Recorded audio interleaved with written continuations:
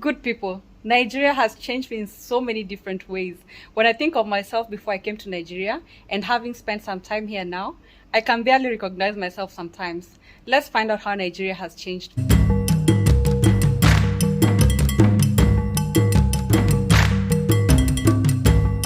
Good people, so Nigeria has made me a little bit more paranoid than I ever was. So if you're a person that just takes things at face value, you're just thinking things are just the way they are, that black is black and white is white, no gray areas kind of person, you're gonna have a very hard time around here.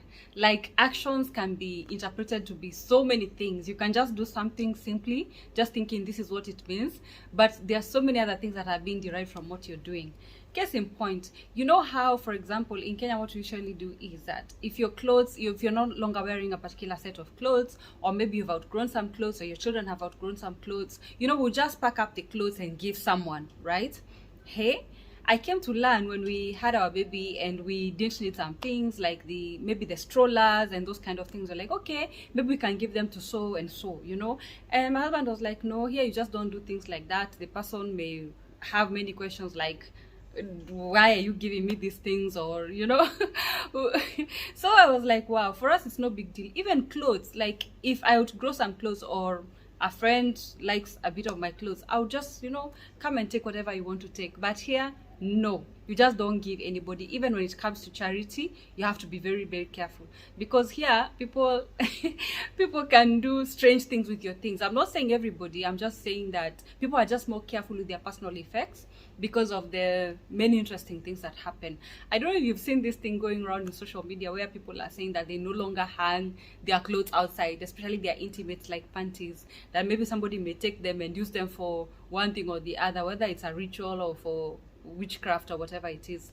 So other than, of course, the dark things, people just have different interpretations to things. For us, we are open, we do give away our things at any one time, whether to people that or to charity or to just a random person. Here no, it doesn't work like that. So paranoia on the high for me. So now, for example, imagine even in the weddings, you see how you receive many gifts, and from anybody and anyone, and you're like, wow, it's a good thing. So here, sometimes people don't want to receive physical gifts from some people, because I mean, it could mean doom for you depending on the person's intentions. So what I used to just interpret as acts of kindness, nowadays I have to really think twice and be like, okay, I hope this person doesn't misinterpret my act of kindness to do something, and all that. Also, the other paranoia is because of the different cultural differences.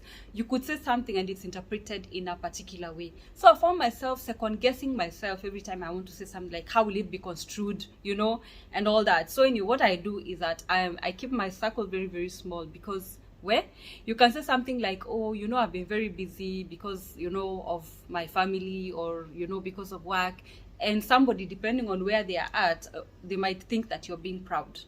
While in Kenya, we just speak like that, as in we're very straightforward in our language. Here, you have to use so many words to actually explain a very seemingly simple thing so that it's not misconstrued. So I found that me using very few words sometimes is construed as maybe I'm rude or I'm proud or something like that. So I've had to learn how to use very many, many, many words. So the other thing is that I've become more spiritual. So I mean, I was born and brought up a good Christian, I've always known God, and and gone to church and served in church in many instances. In fact, I went to school first in a Catholic school from when I was 9 years, and then I went to high school again, another Catholic school. So you can see I had a very good, strict Christian upbringing. Now, and then of course after I grew up, I chose to which church to go to, and I was a good member of my church. I mean, involved in activities. But now I've come to realize here, you're not just surface level Christian, you just don't go to church and do the normal things. You have to be very, very spiritual, because here, before people think of something in a physical sense, they think of it in more of a spiritual way. Anything may be interpreted as a spiritual thing here. So you can't also just be, taking things very surface level, because also it means that you're also overexposing yourself. So I found that I have become more spiritual. I pray more. I seek God more. I've purpose to know God more for myself. So, you know, there are things that I see, for example, other people. I know in Kenya, people like Nigerian churches so much. I don't know whether it's for the, I don't know why. But you find that before, you just see somebody just says, oh, I dreamt of, I don't know, I saw a rat in my dream. And you start interpreting it, oh, I don't know, the poverty and all that is following me and all that. I mean, well, it could be, it could not be. You know, so here you just don't take things. If you see a snake, it could just be a snake that is just walking around. That's what I would think before. You know, I'll just be like, okay, well, snakes don't walk around. So it could just be a snake in your compound, and you're thinking, oh, it's just a snake in Kenya. Here, a snake is construed as something else. If you say a wall gecko or a lizard, you're just thinking at you know, maybe there's just an outbreak of something. Here, you could be thinking that it's a monitoring spirit, you know. So there are so many interesting ways, you know, that have changed and become more spiritual. So you remember my first point of paranoia, but more also, the more I become more spiritual, the more I'm able to discern what may be not so good and what may be just a normal thing. Sometimes, you know, an insect is just an insect, an animal is just an animal. Not to say that I've been seeing them, but I'm just saying that you can become paranoid, but even as you become more spiritual, you get more discernment. The other thing is that Nigerians take their spirituality so seriously that they don't make decisions without, you know, either prayer and fasting, or maybe even seeking counsel from a spiritual leader, depending. Maybe they go to prophets, you know, or wherever else they want to go and seek spiritual, you know, understanding or insight into something. For example, I'll tell you one very interesting thing. They just don't marry anybody. You see a girl and you like them and you go and marry, or a lady sees a man and likes them and goes and marries. I mean, it's so common that people actually go and find out about the person, right? You know, spiritually, like, what kind of person is this? Are we going to be able to live together well? Are they the right person for me? Am I going to prosper when I'm with this person or not? You know, so people just don't like each other and date and marry. No. And even if it is not you that will go and seek that clarification spiritually, somebody else might go on your behalf. Say your parents or your aunties, your uncles, or anybody may do that for you. So people are really, really spiritual. And that brings me to the other point. I know there's been a lot of talk about, you know, people also using it in a negative way. It's actually true. Somebody could look into your future and find that maybe you have a very bright future, and you choose to exploit it. I'm not going to delve more into that, but generally the idea is this: don't be paranoid, just become more spiritual, know God for yourself, pray to your God, and God will give you all your answers. Nigeria has also made me more open-minded. I mean, we come from very different cultural backgrounds, the East Africans and the West Africans. So I've become more open-minded in that I'm more accepting of more people, more diverse people, more culture, more food, different ways of thinking, different ways of doing things, you know. So I've become quite open-minded because, let's be honest, Kenyans, we are a bit more, you know, conservative in our way of life, in our way of thinking, you know, in the way we do things. So I'm really appreciative of the fact that I'm more open-minded. Nigeria has also made me more confident. Man, these people have confidence, right? You know, in Kenya, we are humble. Yes, I mean, we come off as humble, but I don't know whether it's false humility or it's actual humility. So we find that we don't talk about our, you know, our achievements and all that. We just underplay ourselves so much, and we undersell ourselves much to our peril. Sometimes maybe we're not getting opportunities because you're not able to articulate who you really are and what your achievements are and what your capabilities are. Nigerians can sell anything. Like, man, a person can say, you know, how they can describe themselves. They can make you think they are an engineer and the person is a plumber. You know, it's like that.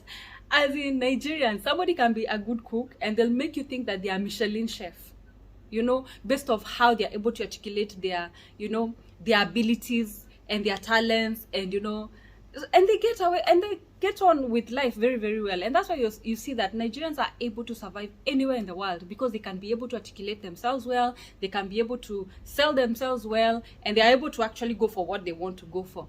So when I came here, I was like, these people are too much, you know, is this not bragging and all that? My husband was like, yeah, if you undersell yourself, it's a very competitive, you know, country, and people, there are not as many opportunities. So you really need to be able to set yourself apart. So some people lie, some people don't lie, but some people oversell themselves, you know. So while in Kenya we undersell ourselves, in Nigeria, people actually can oversell themselves, you know, which is a good and a bad thing. But generally, I am more confident now. I can be able to talk about what I have achieved in life, you know, what I've been able to do, and I'm able to actually articulate who I am. And that has really, really helped me. Before in Kenya, I would feel like, oh, am I bragging, or am I, you know, overdoing it, you know? So I just minimize myself a little bit. Here, there's no overselling. You say it, and you say it very well. The other thing is, of course, I have now more guts, you know. I'm able to go for what I want. Before, you know, before, I don't know what it is, but that conservative nature would make me be like, oh, is this opportunity for me? Do I want to do this? Maybe somebody offers me an opportunity and I'm like, should I do it? And I've really actually passed over so many great opportunities in the past, right? I've passed over so many great opportunities, like I can't even believe, things I could have been able to do well and excel very well. I always used to just call people, you know, do this, do the other, you know. So I'm more confident and I'm more gutsy, not just waiting for what will come to me, but also just pursuing what else can I do more, you know. Even being able to do this right here has actually taken me a lot of guts. The other thing I forgot to say about confidence is also about the way they carry themselves. Man, Nigerians have this air of flair around them. Wow. You know, before I used to be a straighter person. I would never wear clothes that actually show my shoulders like this, you know. Nowadays, you know, I'm able to wear any kind of fashion anywhere. And then there was these limitations I put in my mind that, oh, I can't wear shorts. Nowadays, I wear anything and everything. And before, you know, I would be very body conscious and all that. Okay. And I'd be like, oh, maybe I'm showing off, you know, certain parts of my body. When you come to Nigeria, you'll see a mama who is big, almost nearing 100 kgs, and her confidence, she's able to rock anything that she wants to wear. You know, in Kenya, you know, we are very conservative by the way.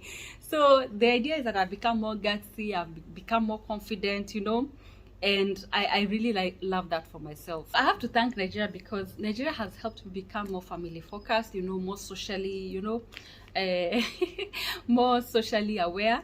So in Nigeria, people are very family focused compared to Kenya. You know, in Kenya we are more for the, you know, the nuclear family. Your family is basically your immediate, right? I'm not saying for everybody, but in most instances. In Nigeria, they have very large families, you know, they believe in clans, in communities and all that. So coming here now, I've become more family focused, you know. I go to more family functions. I'm able to take part in more family activities, you know. While in Kenya, in my family, sometimes we'd meet 2-3 times a year, you know. Okay, maybe as a family. Sometimes you'll meet one person, the other person. But when it comes, maybe you meet over Christmas, over Easter, or if there's something else. But now you find here randomly, like, oh, let's go to maybe mommy's place over the weekend. Let's have this celebration. And those celebrations are actually really big, you know. There'll be a lot of food. People just, as in, it's more joyous. So for families on the is more a very big focus in Nigeria. So the other thing I like about Nigeria being family focused, you find that families stay more together. Unfortunately, in Kenya, you don't find a lot of families being complete. Sometimes you find single parent homes more than here. Okay, I hear even now here in Nigeria, there is a rise of single parent families, but it's not as common as in Kenya. You know, sometimes in Kenya, people just choose to be, I'm going to be a single parent, and it's okay, and there's nothing wrong with that if that's what you want to do with your life. But in Nigeria, you find that people are more family focused. The men are more involved in the family, by the way. Like when you go to school, you find the fathers are more you know, involved. In church, you see a father is more involved. At home, like now in our estate, you find that by 5 o'clock, a lot of people are almost back home, you know. But you can never know, people have many cars. You just assume by people are at home. But generally, people are more at home. You know, men are more at home vis-a-vis. In Kenya, there was this culture that, I mean, I hope things have changed, but I believe things are almost the same. That mostly after work, men will go and meet up with their fellow men and have drinks and all that. But here you find that people are, by 5, you see people are coming back home, you know, thereafter men are doing homework with their children and sometimes taking walks or taking the children to the playground. At least where I've been exposed to, you know, as I've lived in Nigeria. I'm not saying that is the case for everybody, but I've seen that at least in the places that we've lived and in the neighborhoods that we've lived in, I've seen people being more family focused. Nigeria has also made me more grounded as a woman, you know. People say that Kenyan women are a bit much, and we are more competitive and all that. But generally, when you come to Nigeria, you actually see women who are so gracious, you know, as much as they are able to be moms, they are able to have careers, you know, and have their businesses and be more successful. They are grounded, you know, they're just being comfortable being women. They're not feeling like they're competing. I'm not saying, I've just said I've met a lot of such women. So I've become more grounded and I've realized I'm not competing for anything. A man and a woman does not compete, you know, per se. I'm comfortable being a mom, I'm comfortable being a wife, and I'm comfortable being a career woman. I'm also comfortable just being a woman and owning it, you know. Women here, they really take care of themselves. Wow. Nigerian women can love on themselves. You'll find that any one time, even the clothes that they wear at home, you know, people wake up and shower and okay, not put heavy makeup, but clean and made up, you know. So this has become my almost everyday look, you know. Okay, unfortunately in Kenya, I just wear a t-shirt and, you know, and my tracks, and I'm okay. But here you find people actually have clothes that they wear at home that are really, really nice. I won't lie, you know. And even about my friends, some of my friends, the clothes you wear at home are clothes that maybe you've worn over time, and then, you know, they now transition to being home clothes. So I used to have clothes, home clothes, and clothes for going out. And I'm not saying everybody, please, but now, yeah, I've realized that I'm more intentional about how I even look at home. You know, I didn't wear this because I'm necessarily, you know, shooting this video. But of course I had work and I had a Zoom meeting. But generally, even staying at home, you know, I'm just happy to look nice at every one time. So that's really, really cool. I think I've embraced more of my femininity since I've come to Nigeria. The other thing is that I'm more appreciative of the things that we have back in Kenya since I came to Nigeria. You know, in Kenya, having Wi-Fi, having light, you know, having constant light and water is like a basic human right to us, you know. I keep telling people that even my rural area has access to Wi-Fi, fiber, and Nigerians can't believe that. So I've become more appreciative of what we have at home in terms of infrastructure, in terms of our basic amenities, in just the things that we are able to get without struggle, you know, like lights, you know. So I've become much more appreciative and much more, you know, aware, you know, of the things that go on in the world. Because in Nigeria, you could actually have money but not have access to these things. You know, if you live in an area that, you know, they don't give you light, maybe you just get maybe 10 hours of light, and yet you have money. What do? Maybe you've bought a house there, or you built there. Of one reason or the other, you have to stay there for a long time based off maybe where you work or where your children go to work. So I've come to really appreciate the fact that back home in Kenya, we are very privileged, by the way. You know, I know we are very spoiled and we've become, you know, entitled. And honestly, as we should develop, yes, we should expect that things should be better. But I've become more appreciative and not assume that things are the same for every person anywhere in the world. So I'm more appreciative of the things that we have, and also appreciative of the things that we don't have back home. So I really like that for myself. The other thing, of course, is that I am more woke to opportunities. As much as people say that there's a lot of problems in Nigeria, that also presents an opportunity to actually create solutions. And one of the things I love about Nigeria is how innovative people are. So I've actually become more innovative being in Nigeria more than I was in Kenya, you know. So I don't see, as I see problems, I'm seeing a solution, you know. The defaults in when I was back in Kenya, I would see a problem and be like, oh, the government is not doing this, or this other person is not doing this, or somebody is not taking responsibility for what they should do. But in Nigeria, I've actually started seeing problems more as opportunities for business, opportunity to make money, and actually an opportunity to create solutions. So as much as I used to think that way before, but that has actually accelerated for me. So what can I say? Nigeria has actually made me a much better person, a stronger person, and actually a more open-minded person, and a person who is more progressive, by the way. So whether there are challenges, whether some things are not really nice, I've actually become, you know, more open-minded, and I've actually grown. I can say that truly I have grown in so many ways. So I'm really, really grateful for that. So it's not all things that are bad in Nigeria. Of course, not all things are great. Some things are really downright ugly, right? But we won't get into it today. But I am really appreciative of being here. So please subscribe, like, and comment. Tell me what you think about Nigeria, what you've heard about Nigeria, all the ugly things you've heard about Nigeria, the good things, and also the bad things that you've heard about Nigeria. And please, if you know anybody that wants to learn more about Nigeria, please hook them up with this place. We love people here. And also let me know what you'd like to know about Nigeria, and I'll do my best to make sure that I bring it to you. Thank you, and have a wonderful February.